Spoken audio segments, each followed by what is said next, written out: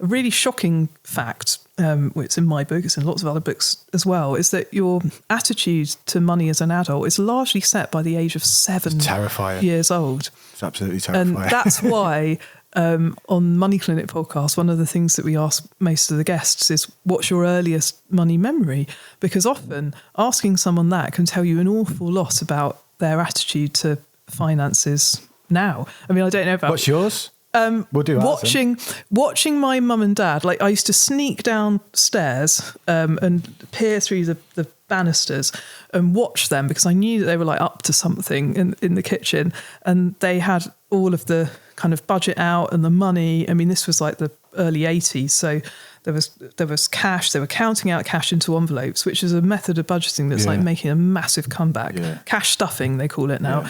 But it was just watching them carefully dealing with their finances together, and the fact it was all of my dad's money because he worked and my mum was a housewife, as they were called back then, and so she was very much having an equal say, even though it was the money that he had earned and where it was going, and it was all being put into envelopes, so some for the holiday, some for this, some for the bills, and stuffed into the pages of this huge like cookery book that she used to keep on the shelf. So I knew where the money was.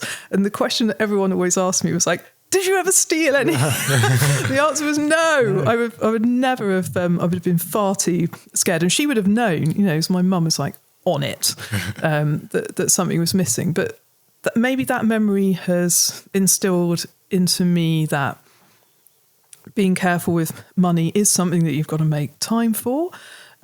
Is something that you've got to share the burden with your partner, and also that you've got to feel comfortable making decisions equally.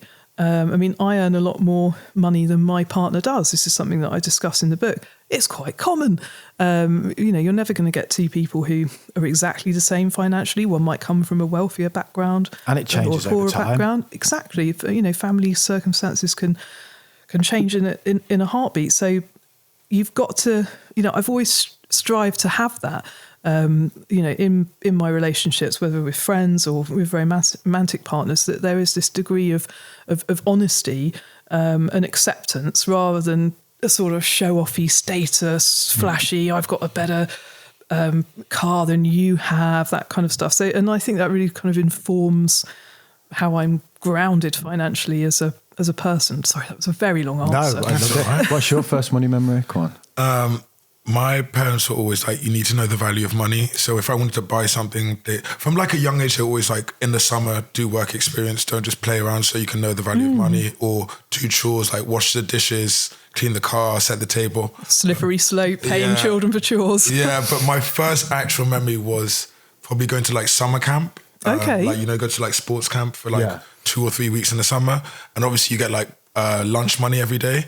So I think the first day my dad gave me £20, and I was like, wait. So I spent the whole thing. And then the next day I was like, Dad, I'm going back to camp. I need some more money. He's like, I gave you £20 yesterday. What happened to it? I'm like, I spent it. He's like, well, you don't get any more today. And I was like, but he's like, you can take some food from home. And obviously there's like ice cream, there's sweets, there's like burgers. So I wanted all the stuff at the camp. So then the whole it was £5 a day I was meant to have, but I spent the whole £20 on the first day. So then I learned after the next 3 days I had to take my own packed lunch, and I was really sad. So then I was like, okay, next week I'm going to spread it out. And that's kind of when I first learned about budgeting. And then when I started getting paid, I took none of that on board and just, we're going out. So I'm still working on budgeting, but that was my first memory. And what about you? I started how I meant to go on, spend it all quickly and then worry about it later. Mine. So I used to, because my mum was a single parent, so I would go to work with her when I was off school, and they used to pay me to be quiet. They call them sponsored silences. A sponsored silence. Yeah. This is from about the age of 3 or 4. So they were basically paying me £1 to shut up for an hour, because funnily enough, I like to talk. Well, yeah. I don't know what I take from that, but all I'm going to say is I now earn money from talking about money, so look at me now. Yeah. It's paying you. It's coming full circle. The sponsored silence. Yeah, sponsored silence. I remember sponsored silences from a young age. It's pretty brutal, really, thinking about it.